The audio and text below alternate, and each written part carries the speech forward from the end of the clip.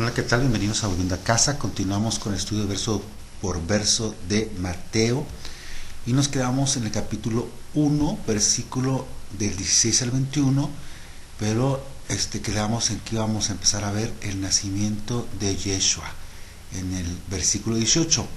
¿Sale? Ya vimos el árbol genealógico. Es importante el árbol genealógico porque Mateo está tratando de demostrar al pueblo judío que Yeshua es el heredero al trono de David. Y por eso tiene que documentarlo, ¿sale? Con el árbol genealógico, de alguna manera, primero, ¿sí? Para demostrar que él aplica para el trono. Y ahora va a empezar a escribir el nacimiento para demostrar con las profecías escritas, que fueron escritas anteriormente, que Yeshua las cumple al pie de la letra. Mateo es quien cita más textos del Antiguo Testamento. Por eso es muy importante conocer cada profecía del Tanaj que menciona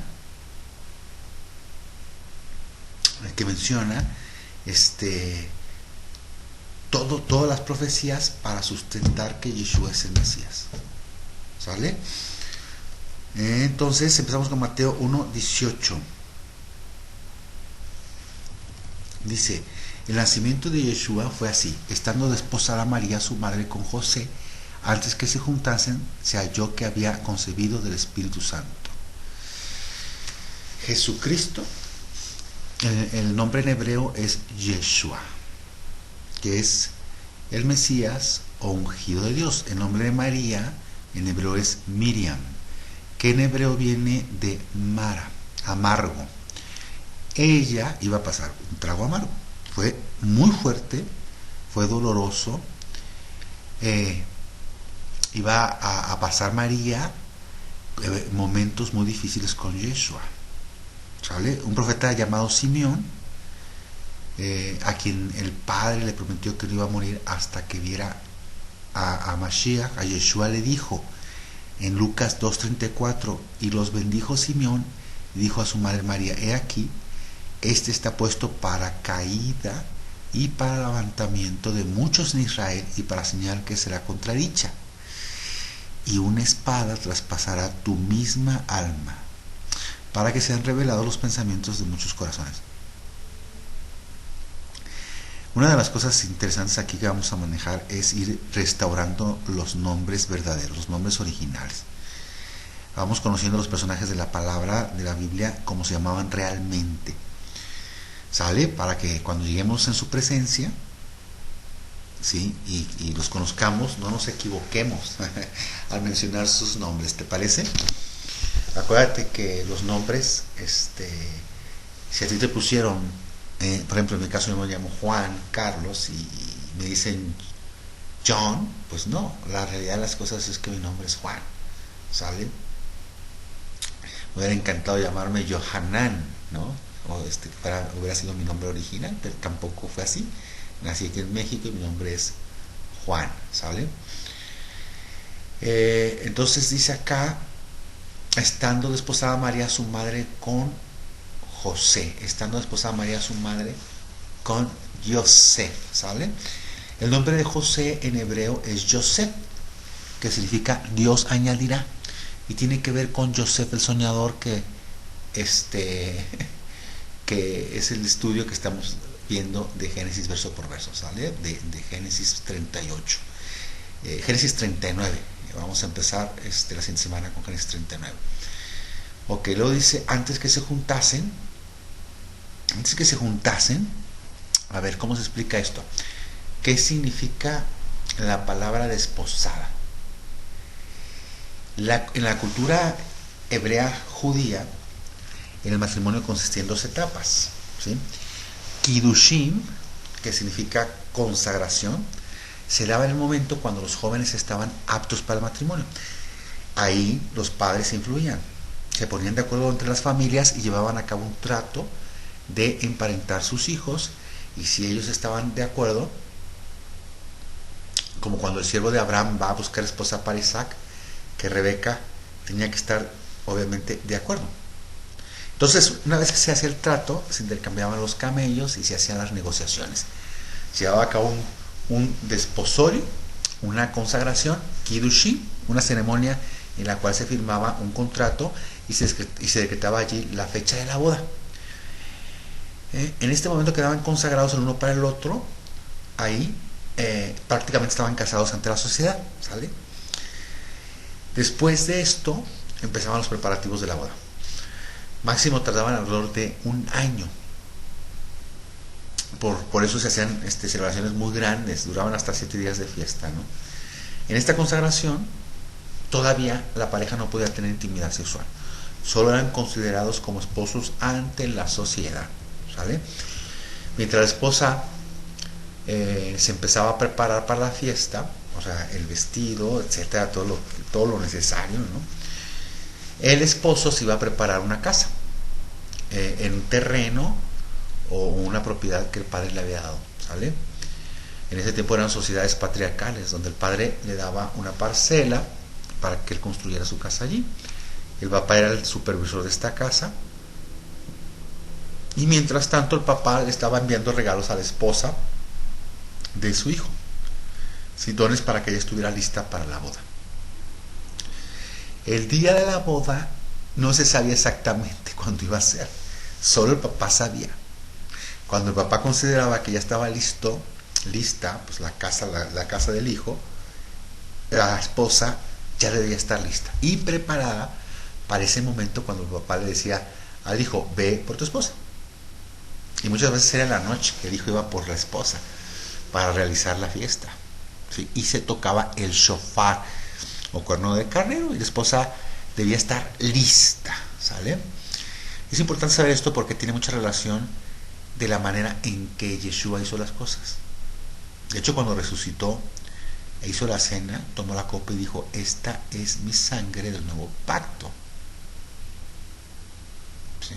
Él en ese momento lo que está llevando a cabo es una ceremonia de Kadoshim, donde está consagrando a aquellos que están con él y les dice, voy pues a preparar lugares para ustedes, y la idea es que cuando regrese se tocará el shofar como el novio que viene a buscar a su esposa, y debemos estar mientras preparándonos para la fiesta de bodas, ¿sí? Ahí les sugiero que lean la parábola de las 10 vírgenes, ¿sí? Una vez que está todo listo, que la morada está lista para la boda, entonces se invita a la gente e inicia la ceremonia de bodas, ¿sí? Nisuin, inicio de la ceremonia de bodas, es un periodo de espera, era un periodo de preparación. Obviamente, actualmente no se hacen así las cosas. Solamente en lugares muy conservadores, o sea, con gente muy conservadora ortodoxa, se hace de una forma similar. En una ceremonia actual se hace el compromiso y se hace el Kiddushin y Nisuin en la misma ceremonia. Volviendo a Mateo, en esta época ya se estaba llevando a cabo la ceremonia de Kiddushin entre María y José. No se habían tocado, prácticamente no se veían. Por cierto, para erradicar todos estos males de la juventud, estas cosas que están pasando, los embarazos precoces, increíbles, ¿no? De niñas de 11 años, 12, 13, 14, 15 años, problemas de noviazgo, se debería de eliminar, o más bien se debería de instituir los principios bíblicos. Yo te aseguro que no se tendría tanto problema con la juventud actual. En la Biblia no existe el concepto de noviazgo, sino el de compromiso y la boda. No hay noviazgo, ¿sale? Fue un paréntesis. Entonces, ahí estaba María y Joseph, Miriam y Joseph consagrados para casarse, y por eso dice, antes de que se juntasen, antes de que se llevara a cabo la ceremonia de vivir juntos, ¿sí? Ahora, antes de eso, María ha concebido del Espíritu Santo. Este tema de la concepción del Espíritu Santo es todo un tema muy grande, muy amplio y profundo, que se explica con un poco más de detalle en el Evangelio de Lucas, porque Miriam, cuando se le aparece el ángel Gabriel y le dice, vas a quedar embarazada, muy favorecida, bendita entre las mujeres. Ella dice que se turbó en gran manera, se asustó. Imagínense ver un ángel siendo pues una jovencita, ¿no? Miriam, se estima que tendría entre 12 y 15 años. Se casaron muy jóvenes. Y al decirle el ángel que de ella nacería el que iba a redimir a Israel, ella pues se asustó. Dice, pues ¿cómo si soy virgen? Y allí es donde le dice, en Lucas 1:35, respondió el ángel y le dijo, el Espíritu Santo vendrá sobre ti y el poder del Altísimo te cubrirá con su sombra, por la cual también el santo ser que nacerá será llamado Hijo de Dios. El Espíritu te cubrirá como la gallina que cubre a los pollitos. Este tema lo vamos a tocar en la parte de Lucas, ¿sí? Pues para María fue un tremendo susto, ¿sale? Un concepto muy interesante cómo se dio todo esto. Pero ahí está escrito y sucedió. Una vez más, si creemos lo que dice en Génesis 1:1, en el principio creó el Eterno los cielos y la tierra, no tendremos problemas en creer el resto de la escritura, ¿sale? ¿Sí? El Padre fue el primero en introducir el concepto del nacimiento in vitro. Y actualmente se conoce que en un tubo de ensayo se puede crear vida fertilizando un óvulo con un espermatozoide prestado de alguien. Esto se descubrió que será en el siglo XX-XXI, pero el Padre ya conocía cómo se podía hacer eso. Entonces, una vez que sucede, imagínate el reto de fe que implicaba para Miriam el aceptar quedar embarazada y después ir a explicarle a Joseph que ese niño fue obra del Espíritu Santo, ¿sí? Mientras que él estaba creciendo en la pancita. Era un reto, claro está que ella tenía obviamente la ayuda de la profecía bíblica, donde decía que iba a suceder, y ella fue la persona que el Padre eligió para que naciera el Hijo de Dios. Imagínense, ¿qué se sentirá el hecho que el Padre nos escoja para cumplir una profecía específica? Que podamos leer una profecía y poder decir, esta profecía habla de mí. Wow, en la medida que vayamos entendiendo las escrituras, nos daremos cuenta que todos los escogidos estamos cumpliendo literalmente profecías. El punto es que ella concibe del Espíritu Santo y José, obviamente, no le creyó. ¿Sí? Por más que le sacó Isaías 7, no le creyó. Mateo 1:19, José, su marido, como era justo y no quería infamarla, quiso dejarla secretamente. Aquí sí aparece la palabra marido, como bala, que significa esposo. Infamarla significa exhibirla de manera pública.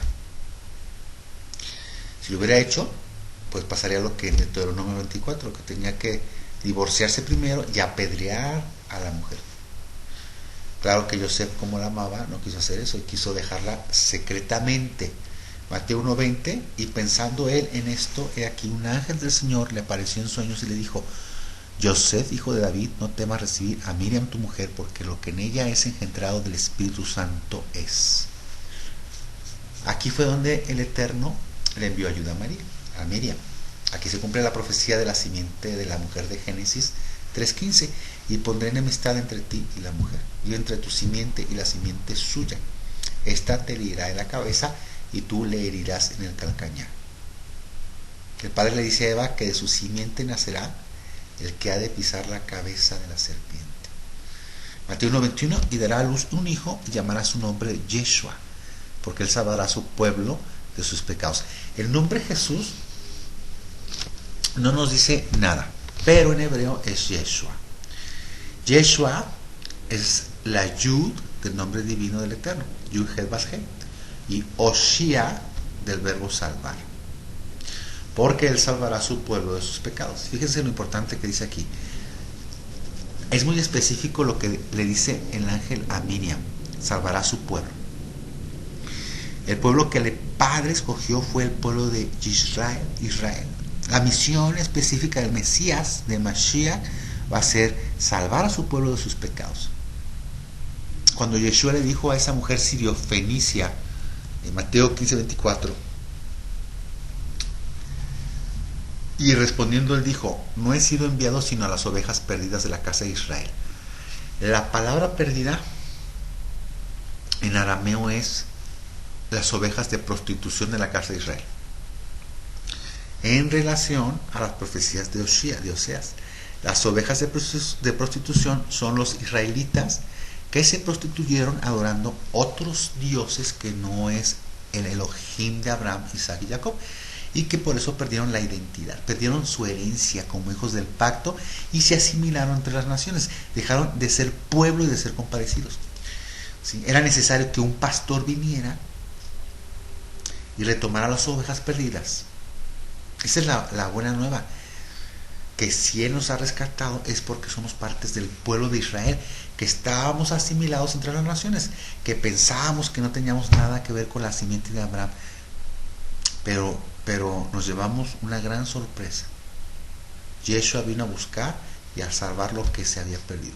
Él salvará a su pueblo de sus pecados. Bendito eres Yeshua HaMashiach. Bendito eres Padre Celestial por mandar a tu santo Hijo Yeshua para salvación de nosotros. Amén. Somos los hijos pródigos. Pródigo significa malgastar, derrochar. El hijo pródigo es el que malgastó la herencia del padre. ¿Cuál fue la herencia que nos dio nuestro padre? La Torah, las instrucciones, para que fuéramos un pueblo santo, diferente al resto, ¿no? Para que le sirviéramos a Él solamente. No tengas dioses ajenos, no te hagas imágenes, no te inclines ante estatuas, ¿sí? ni ídolos. Tú eres mío, yo soy celoso, guarda mis mandamientos, guarda el Shabbat, no mates, no adulteres, etcétera, etcétera, etcétera. Todos los mandamientos que el Padre entregó a Moshe. Ese es su pacto. El Padre le dijo a su pueblo: en el momento que transgredas el pacto, te voy a echar de la tierra, te voy a dispersar entre las naciones. Pero Deuteronomio 30:1-5 dice: sucederá que cuando hubieren venido sobre ti todas estas cosas, la bendición y la maldición que he puesto delante de ti, y te arrepintieres en medio de todas las naciones a donde te hubiera arrojado el Eterno tu Dios, y te convirtieres al Eterno tu Dios, y obedecieres a su voz conforme a todo lo que yo te mando hoy, tú y tus hijos con todo tu corazón y con toda tu alma, entonces el Eterno hará volver a tus cautivos y tendrá misericordia de ti, y volverá a recogerte de entre todos los pueblos a donde te hubiere esparcido el Eterno tu Dios, aun cuando tus desterrados estuviesen en la parte más lejana que hay debajo del cielo. De allí te recogerá el Eterno tu Dios, y de allá te tomará y te hará volver el Eterno tu Dios a la tierra que heredaron tus padres, y será tuyo, y te harán bien, y te multiplicará más que tus padres. En eso consiste la escritura. Yeshua vino a buscar y salvar lo que se había prostituido, lo que se había perdido. Es una palabra fuerte, prostituido, pero el Padre así la llama. Nos prostituimos en el momento en que dejamos de honrar a aquel que nos creó, en el momento que dejamos de darle gloria y gracia a aquel de quien descendemos. Aleluya, aleluya, aleluya, aleluya. Él salvará a su pueblo de sus pecados. Y para terminar este estudio, lo voy a dejar como primera parte. Vamos a ver la definición exacta de pecado, ¿vale? Dice aquí: Él salvará a su pueblo de sus pecados. La definición se encuentra en el Nuevo Testamento, se encuentra en 1 de Juan, versículos 3 y 4. Vete para allá, porque no sé si ya sepas, lo hemos mencionado en muchas ocasiones, porque se utiliza esta palabra pecado de una manera muy ligera, de una manera muy superficial, ¿no? Yeshua es el salvador de nuestros pecados. Hay gente que no sabe ni siquiera la definición de pecado o la definición de salvar, ¿no? Te dicen errar en el blanco. Mira, 1 Juan 3:4 dice: todo aquel que comete pecado infringe también la ley, Pues el pecado es infracción de la ley.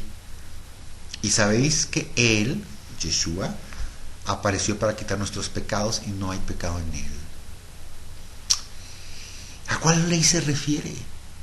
¿A cuál ley se está refiriendo en este versículo? Pues no es la ley de tránsito, no es la ley de Hacienda, ¿sí? Yohanan, Juan, quien fue quien escribió esta carta, es judío, ¿no? ¿En qué ley estaba pensando? En la Torá, en la ley dada a Moshe. Entonces el pecado es infracción de la ley dada a Moisés, de la Torá, Pentateuco. Entonces Yeshua vino a salvarnos de nuestros pecados, para quitarnos la desobediencia a la ley de Moisés. Más adelante, en 1 Juan 3:6 dice, todo aquel que permanece en Él no peca, todo aquel que peca no le ha visto ni le ha conocido. En pocas palabras, el que transgrede, el que desobedece la ley dada a Moisés, no le ha visto ni le ha conocido. Y si Yeshua nos salvó de nuestros pecados, ¿podemos seguir transgrediendo la ley dada a Moisés? La ley del Shabbat, la ley de la alimentación, etcétera, etcétera. No podemos transgredirla, porque nos salvó de nuestros pecados. Cuando Yeshua salvó a la mujer que iban a apedrear, ¿qué le dijo? ¿Te perdono y sigue transgrediendo y sigue pecando? No, ¿verdad? No. Juan 8:11, ni yo te condeno, vete y no peques más. O como el hombre paralítico que sanó en Juan 5:14 y le dijo, mira, has sido sanado, no peques más, para que no te venga alguna cosa peor. ¿Sale? Aquí me quedo. Continuamos el siguiente estudio con el capítulo, con la parte número 2. Que el Padre Celestial te bendiga por los méritos y bendito nombre de su Santo Hijo, Yeshua. Amén.